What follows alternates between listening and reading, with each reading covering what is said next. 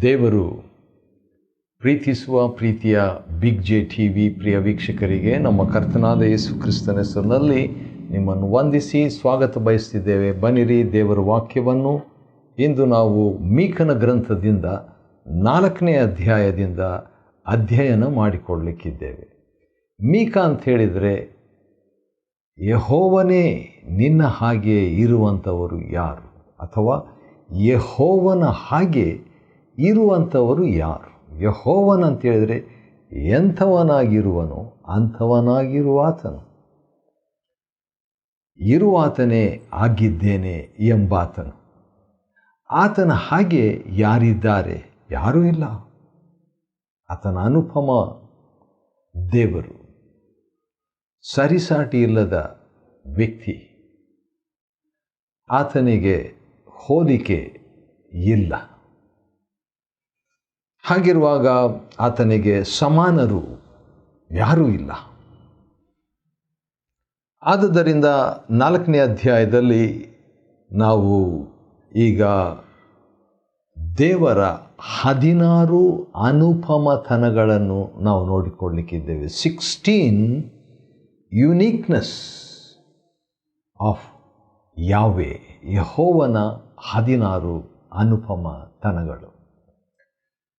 ಮೊದಲನೇದಾಗಿ ನೋಡುವಾಗ 4ನೇ ಅಧ್ಯಾಯದ 1ನೇ ವಚನದಲ್ಲಿ ಅಂತ್ಯಕಾಲದಲ್ಲಿ ಯೆಹೋವನ ಮಂದಿರದ ಬೆಟ್ಟವು ಅಂತ ನೋಡುವಾಗ, ಅಂತ್ಯಕಾಲದಲ್ಲಿ ವಿಶೇಷವಾಗಿ ದೇವಾಲಯಕ್ಕೆ ಮಹತ್ವ ಕೊಡಲಾಗುತ್ತದೆ. ಅದು ಬಹಳ ವಿಶೇಷವಾದದ್ದು, ಅನುಪಮವಾದದ್ದು, ಮತ್ತು ಅದು ದೇವರ ನಿವಾಸ ಎಂಬುದಾಗಿ ಕೂಡ ಹೇಳಲಾಗಿದೆ. ಮತ್ತು ಅದಕ್ಕೆ ಸಂಬಂಧಪಟ್ಟಂಥ ಇನ್ನೊಂದು ಸಂಗತಿಯನ್ನು ಎರಡನೇದಾಗಿ ನಾವು ನೋಡಿಕೊಳ್ಳಲಿಕ್ಕಿದ್ದೇವೆ ದೇವರ ಅನುಪಮತನಕ್ಕೆ. ಅದು 2ನೇ ವಚನದಲ್ಲಿ ಇರುವಂಥದ್ದು. ಅದೇನೆಂದರೆ ಯೆಹೋವನ ಪರ್ವತ, ದಿ ಮೌಂಟನ್ ಆಫ್ ಗಾಡ್. ಯೆಹೋವನ ಪರ್ವತ ಅಂತ ಹೇಳುವಾಗ ಅದು ಕೂಡ ಬಹಳ ಪ್ರಾಮುಖ್ಯವಾದದ್ದು. ಯಾಕಂತೇಳಿದರೆ ಸೀನಾಯಿ ಬೆಟ್ಟ ಮತ್ತು ಚಿಯೋನ್ ಪರ್ವತ, ಮತ್ತು ಹೊಸ ಒಡಂಬಡಿಕೆಯಲ್ಲಿ ಕೂಡ ಕಲ್ವಾರಿ, ಈ ರೀತಿಯಾಗಿ ನೋಡುವಾಗ ಆ ಬೆಟ್ಟ ಬಹಳ ಅನುಪಮತನವಾದದ್ದು, ಅನುಪಮ ಘಟನೆಗಳುಳ್ಳದ್ದು.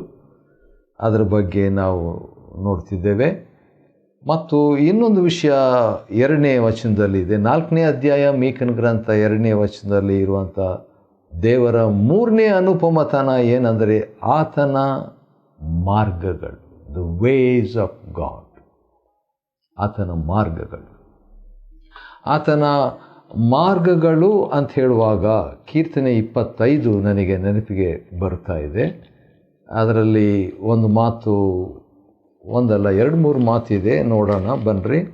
ಕೀರ್ತನೆ 25ನೇ ಅಧ್ಯಾಯದಲ್ಲಿ ನೋಡುವಾಗ ಯೆಹೋವನೇ, 4ನೇ ವಚನ 25:4, ನಿನ್ನ ಮಾರ್ಗವನ್ನು ನನಗೆ ತಿಳಿಸು ಎಂಬುದಾಗಿ ಆ ಭಕ್ತನು ಬೇಡುವಾತನಾಗಿದ್ದಾನೆ.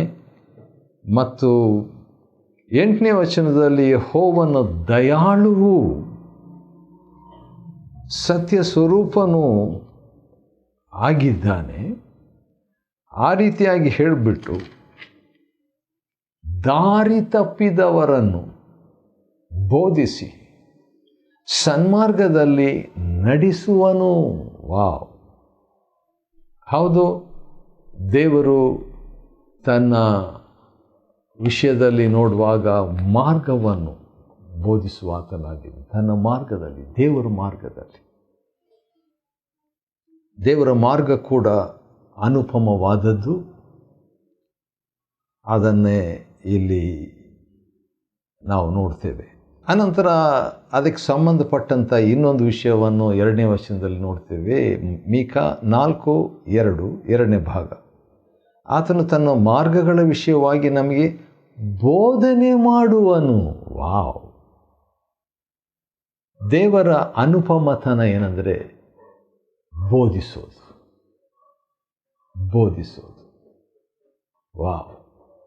ದೇವರೇ ನಮಗೆ ಟೀಚರ್ ಆಗಿದ್ದರೆ, ದೇವರೇ ನಮಗೆ ಬೋಧಿಸುವಂಥ ವ್ಯಕ್ತಿಯಾಗಿದ್ದರೆ ಎಷ್ಟೊಂದು ವಿಷಯಗಳನ್ನು ನಾವು ಕಲಿಬಹುದಲ್ವೇ? ಈ ಬಗ್ಗೆ ಆ ಕೀರ್ತನೆಗಾರನು ಒಂದು ಒಳ್ಳೆ ಪ್ರಾರ್ಥನೆ ಮಾಡ್ತಾನೆ. ಕೀರ್ತನೆ 139ನೇ ಅಧ್ಯಾಯದಲ್ಲಿ ಅದನ್ನು ಓದ ಬಯಸ್ತೇನೆ.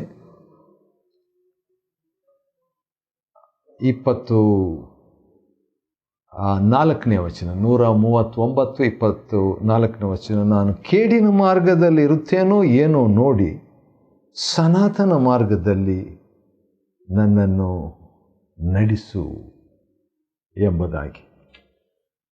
ಹೌದು, ದೇವರು ಅನೇಕ ವಿಷಯಗಳನ್ನು ಬೋಧಿಸುವುದಕ್ಕೆ ಇಷ್ಟಪಡ್ತಾನೆ. ಹಳೆ ಒಡಂಬಡಿಕೆಯಲ್ಲಿ ತಂದೆ ದೇವರು ಬೋಧಕನಾಗಿದ್ದದ್ದು ಮತ್ತು ಯೇಸು ಕ್ರಿಸ್ತನು ಬೋಧಕನಾಗಿ ಬಂದದ್ದು.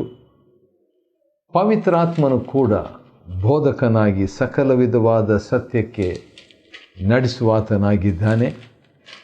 ಆದ ಕಾರಣ ದೇವರು ಬೋಧಿಸುವ ದೇವರು ಎಂಬುದನ್ನು ನಾವು ಕಲಿಯತಕ್ಕದ್ದು, ತಿಳಿಯತಕ್ಕದ್ದು.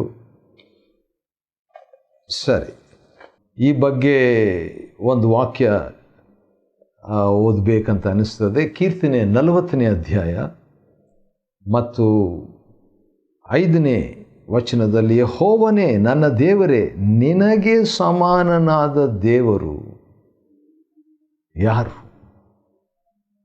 ವಾವ್! ಹೌದು, ದೇವರು ಅಸಮಾನವಾದಂಥ ದೇವರು, ಸರಿಸಾಟಿ ಇಲ್ಲದ ದೇವರು. ಆತನು ಬೋಧಿಸುವ ದೇವರು. ಆತನು ಬೋಧಿಸಂತ ಹೇಳಿದಾಗ ಇನ್ನೊಂದು ವಾಕ್ಯ ಕೂಡ ನನಗೆ ನೆನಪಿಗೆ ಬರುತ್ತಿದೆ. ಅದನ್ನು ಕೂಡ ನಾನು ಓದಬೇಕು, ಯಾಕಂದರೆ ಅದು ಇಲ್ಲಿ ಬರೋಷ್ಟರೊಳಗೆ ಆ ವಾಕ್ಯ ಹಾಗೆ ನೆನಪಿಗೆ ಬಂತು. ಧರ್ಮೋಪದೇಶ ಕಾಂಡ 4ನೇ ಅಧ್ಯಾಯದಲ್ಲಿ ನೋಡುವಾಗ 8ನೇ ವಚನ ಈ ರೀತಿಯಾಗಿದೆ. ಡ್ಯೂಟ್ರಾನಮಿ ಚಾಪ್ಟರ್ 4:8, ನಾನು ಈ ಹೊತ್ತು ನಿಮ್ಮ ಮುಂದೆ ಇಡುವ ಇಂಥ ನ್ಯಾಯವಾದ ಆಜ್ಞಾವಿಧಿಗಳುಳ್ಳ ಈ ಧರ್ಮಶಾಸ್ತ್ರಕ್ಕೆ ಸಮಾನವಾದದ್ದು ಬೇರೆ ಯಾವ ಜನಾಂಗಕ್ಕೆ ಉಂಟು? ವಾವ್! ಆಶ್ಚರ್ಯ, ಅನುಪಮ.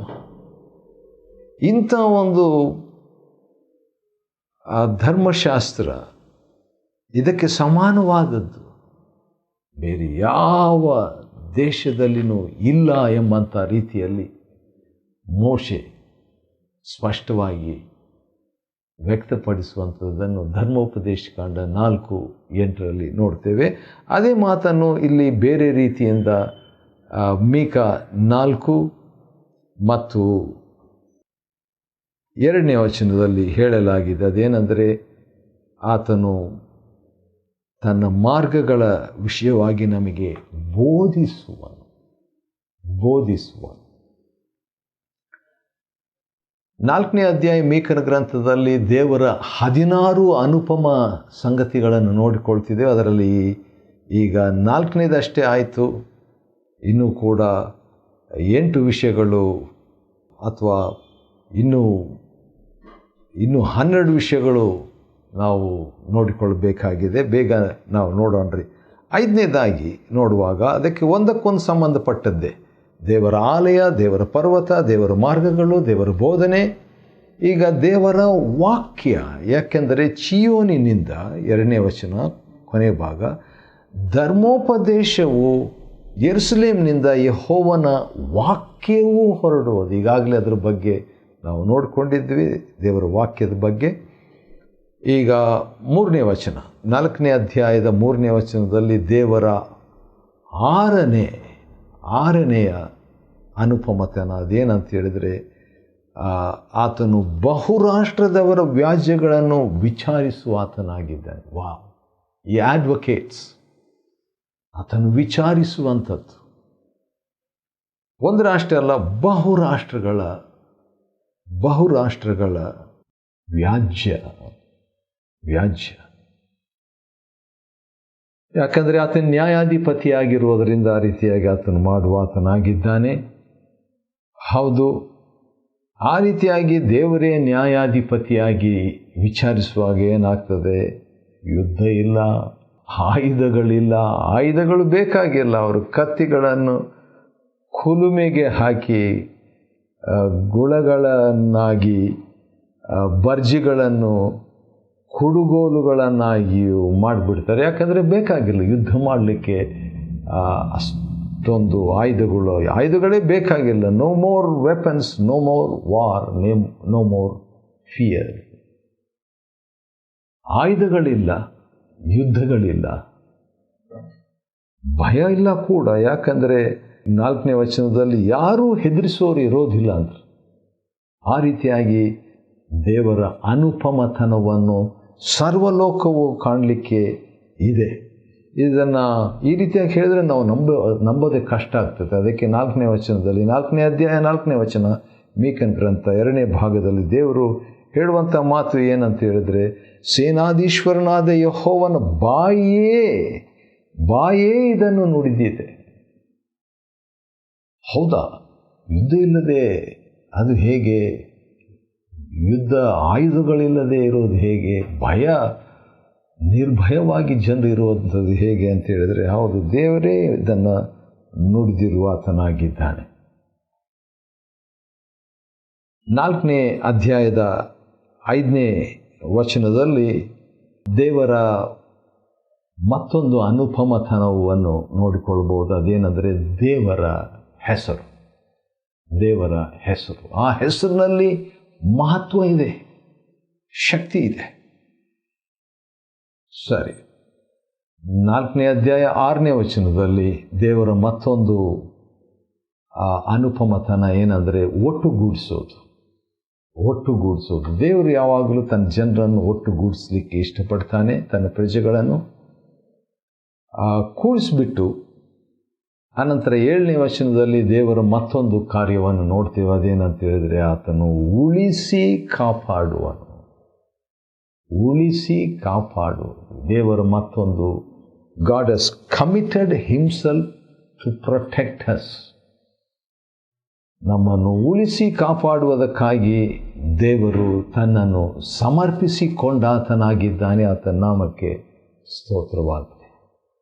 ಮತ್ತು ಹಾಗೆ ಮುಂದೆ ನೋಡುವಾಗ 4ನೇ ಅಧ್ಯಾಯದ 7ನೇ ವಚನ ಮೀಕನ ಗ್ರಂಥದಲ್ಲಿ ನಾವು ನೋಡುವಂಥದ್ದು ದೇವರ ಮತ್ತೊಂದು 11ನೇ ಅನುಪಮತನ ಏನಂತ ಹೇಳಿದರೆ, ದೂರ ತಳ್ಳಲ್ಪಟ್ಟ ಪ್ರಜೆಯನ್ನು ಪ್ರಬಲ ಜನಾಂಗವನ್ನಾಗಿ ಮಾಡುವನು. ದೂರವಾದವರು ದೇವರು ಪ್ರಬಲವಾದವರನ್ನಾಗಿ ಮಾಡ್ತಾನೆ. ಅದೇನು ತೋರಿಸ್ತದೆ? ದೇವರ ಆಶೀರ್ವಾದ. ದೂರವಾದಂಥವ್ರನ್ನ ದೇವರು ಆಶೀರ್ವಾದ ನಿಧಿಗಳನ್ನಾಗಿ ಮಾಡಿಬಿಡ್ತಾನೆ. ಅಂದರೆ ಇದು ದೇವರ ಅನುಪಮತನ. It's an unique work of God. It's a real work of God. ನಿಜವಾದ ದೇವರ ಕಾರ್ಯ. 4ನೇ ಅಧ್ಯಾಯದ 7ನೇ ವಚನದಲ್ಲಿ ಕೊನೆ ಭಾಗದಲ್ಲಿ ಇನ್ನೊಂದು ವಿಷಯವನ್ನು ನಾವು ನೋಡಬಹುದು. ಅದೇನೆಂದರೆ, ಇಂದಿನಿಂದ ಎಂದೆಂದಿಗೂ ದೇವರು ರಾಜನಾಗಿರುವನು. ವಾವ್! ಹಿಸ್ ರೂಲರ್ಶಿಪ್, ಆತನ ಆಳಿಕೆ. ಹೌದು, ಇದು ಎಲ್ಲಿ ಸ್ಟಾರ್ಟ್ ಆಗ್ತದೆ ಅಂತ ಹೇಳಿದ್ರೆ, ಮೊದಲು ದೇವರ ರಾಜ್ಯಕ್ಕಾಗಿ ನೀತಿಗಾಗಿ ತವಕ ಪಡುವುದರಿಂದ ಪ್ರಾರಂಭವಾಗಿ, ಅಥವಾ ಯೇಸು ಕ್ರಿಸ್ತನನ್ನು ಸ್ವಂತ ರಕ್ಷಕನಾಗಿ ಅಂಗೀಕಾರ ಮಾಡುವುದರಿಂದ ಪ್ರಾರಂಭವಾಗಿ, ಹಾಗೆ ಭೂಲೋಕದ 50, 60, 70, 100+ ವರ್ಷಗಳು ಬಾಳಿಕೆ, ಅದಾದ ನಂತರ 1000 ವರ್ಷ ಆಳಿಕೆ, ಅದಾದ ನಂತರ ನಿತ್ಯವಾಗಿ ಬಾಳುವಂಥ ಆ ಭಾಗ್ಯ. ಇದನ್ನೆಲ್ಲ ದೇವರು ನಮಗೆ ಉಚಿತವಾಗಿ ಕೊಡುವಾತನಾಗಿದ್ದಾನೆ. ಆತನ ನಾಮಕ್ಕೆ ಸ್ತೋತ್ರವಾಗಲಿ. ಆತನ ಅನುಪಮತನ, ಆತನ ರಾಜನಾಗಿ ಇರಬೇಕು. ಹೌದು, ಆತನು ಆ ರೀತಿಯಾಗಿ ಇರುವಂಥದ್ರ ಬಗ್ಗೆ ನಾವು ಮುಂದೆ ನೋಡುವಾಗ ಇನ್ನೊಂದು ಸಂಗತಿಯನ್ನು ದೇವರು ಹೇಳುವುದು ಆಶ್ಚರ್ಯ. ಅದೇನೆಂದರೆ ಪುನಃಸ್ಥಾಪಿಸ್ತಾನಂತಾರೆ. ಗಾಡ್ ರಿಸ್ಟೋರ್ಸ್. ಯಾವ ರೀತಿ ನೋಡೋಣ ಬನ್ನಿರಿ. 4ನೇ ಅಧ್ಯಾಯ ಮೀಕ 10ನೇ ವಚನದಲ್ಲಿ ದೇವರು ಹೇಳುವಂಥ ಮಾತನ್ನು ಕೇಳಿಸ್ಕೊಡ್ರಿ. 2ನೇ ಭಾಗದಲ್ಲಿ ಅದೇನಂತ ಹೇಳಿದ್ರೆ, ಬಾಬೇಲಿಗೆ ಸೇರುವಿ, ಅಲ್ಲೇ ನಿನಗೆ ಉದ್ಧಾರವಾಗುವುದು, ಅಲ್ಲೇ ಯೆಹೋವನ ಶತ್ರುಗಳ ಕೈಯಿಂದ ನಿನ್ನನ್ನು ಬಿಡಿಸುವನು ಅಂತ ಹೇಳ್ಬಿಟ್ಟು ನೋಡುವಾಗ, ಬಾಬೇಲ್ ಅಂದರೆ ಗಲಿಬಿಲಿಯಲ್ಲಿಯೇ ದೇವರ ಪುನಃಸ್ಥಾಪನೆ. God restores in the very confusion. ಅದನ್ನೇ ನಾವು ಮೀಕ 4:10 ನೋಡ್ತೇವೆ. 12ನೇ ವಚನದಲ್ಲಿ ದೇವರ ಆಲೋಚನೆಗಳ ಬಗ್ಗೆ ನಾವು ನೋಡ್ತೇವೆ. ದೇವರ ಆಲೋಚನೆಗಳು ಅನುಪಮವಾದದ್ದು. ಆದರೆ ದೇವರ ಆಲೋಚನೆಗಳನ್ನು ನಾವು ತಿಳ್ಕೊಳ್ಬೇಕಂತ ಹೇಳ್ಬಿಟ್ಟು 2 ಕಾರ್ಯವನ್ನು ದೇವರು ನಮಗಾಗಿ ಮಾಡಿದ್ದಾತನಾಗಿದ್ದಾನೆ. ಒಂದು, ಕ್ರಿಸ್ತನನ್ನು ನಮಗೆ ಕೊಟ್ಬಿಟ್ಟು 1ನೇ ಕೊರಿಂಥ 2ನೇ ಅಧ್ಯಾಯ 16ನೇ ವಚನದಲ್ಲಿ ಕ್ರಿಸ್ತನ ಮನಸ್ಸು ನಮಗೆ ದೊರಕಿತು. ರೋಮ 8ನೇ ಅಧ್ಯಾಯ 26, 27 ವಚನಗಳಲ್ಲಿ ದೇವರ ಆತ್ಮನ ಮುಖಾಂತರವಾಗಿ ದೇವರ ಮನಸ್ಸನ್ನು ನಾವು ತಿಳ್ಕೊಳ್ಳುವವರಾಗಿರುವಂತೆ ಮಾಡ್ತಾನೆ ಆತ. ನಾಮಕ್ಕೆ ಸ್ತೋತ್ರವಾಗಲಿ. ದೇವರ 16 ಅನುಪಮತನಗಳನ್ನು ಮೀಕ 4ನೇ ಅಧ್ಯಾಯದಿಂದ ನೋಡ್ತಾ ಇದ್ದೀವಿ. ಈಗ 14 ಆಯಿತು. 15ನೇದು ಏನಂತ ಹೇಳಿದರೆ 13ನೇ ವಚನದಲ್ಲಿ ಇದೆ, ನಾನು ನಿನ್ನ ಕೊಂಬನ್ನು ಕಬ್ಬಿಣವನ್ನಾಗಿಯೂ ನಿನ್ನ ಗೊರಸನ್ನು ತಾಮ್ರವನ್ನಾಗಿಯೂ ಮಾಡುವೇನೆಂದರೆ ದೇವರು ಬಲಪಡಿಸ್ತಾನೆ ಎಂಬುದಾಗಿ ಅರ್ಥ ಇದೆ. ಹೌದು, ದೇವರು ನಮ್ಮ ಜೀವನವನ್ನು, ನಮ್ಮ ರಕ್ಷಣೆಯನ್ನು, ನಮ್ಮ ಜೀವನವನ್ನು, ನಮ್ಮ ಆತ್ಮವನ್ನು, ನಮ್ಮ ಭವಿಷ್ಯವನ್ನು ಬಲಪಡಿಸ್ತೇನೆಂಬುದಾಗಿ ಹೇಳುವಾತನಾಗಿದ್ದಾನೆ. ಗಟ್ಟಿಪಡಿಸುವ ಆತನು ಎಂಬುದಾಗಿ ಹೇಳುವಾತನಾಗಿದ್ದೇನೆ. ಆ ರೀತಿಯಾಗಿ ಆತನು ಗಟ್ಟಿಪಡಿಸುವಾಗ ಏನಾಗ್ತದೆ, ನಾವು ಆತನಿಗಾಗಿ ಕೆಲವು ಕಾಣಿಕೆಗಳನ್ನು ಸಮರ್ಪಿಸ್ತೇವೆ. ಅದು ಕೂಡ ಅಲ್ಲಿ ಬರೆದಿದೆ. ಕೊನೆಯದಾಗಿ 4ನೇ ಅಧ್ಯಾಯದ 13ನೇ ವಚನದ ಕೊನೆ ಭಾಗದಲ್ಲಿ ಈ ರೀತಿಯಾಗಿದೆ, ಅವುಗಳ ಆಸ್ತಿಯನ್ನು ಲೋಕದ ಕರ್ತನಿಗೆ ಮೀಸಲು ಮಾಡುವಿ. ವಾವ್! ದೇವರ 16 ಅನುಪಮತನಗಳನ್ನು ನಾವು ನೋಡ್ಕೊಳ್ತಾ ಇದ್ದೇವೆ. ದೇವರ ಬಗ್ಗೆ ಇಲ್ಲಿ ಏನಂತ ಬರೆದಿದೆ, ಲೋಕದ ಕರ್ತನು. ಲೋಕದ ಕರ್ತನು. ಯಾಕೆ ಲೋಕದ ಕರ್ತನು? ಯಾಕಂತ ಹೇಳಿದರೆ ಕೀರ್ತನೆ 24 ಕೀರ್ತನೆ 24 1ನೇ ವಚನ, ಭೂಮಿಯ ಅದರಲ್ಲಿರುವ ಸಮಸ್ತವು ಯೆಹೋವನದು, ಲೋಕವು ಕೀರ್ತನೆ 24:1, ಲೋಕವು ಅದರ ನಿವಾಸಿಗಳು ಆತನವೇ. ಹಾಗಾದರೆ ಲೋಕ ಆತನವೇ ಆಗಿದ್ದರೆ ಆತನು ಯಾರು? ಲೋಕದ ಕರ್ತನು. ವಾವ್! ಇದು ಮೊದಲನೇ ಸಾರಿ ಇಂಥ ಪದ ಇರುವಂಥದ್ದು ನಾನು ಗಮನಿಸಿದ್ದೇನೆ. ಲೋಕದ ಕರ್ತನು. ಹಾಗಾದರೆ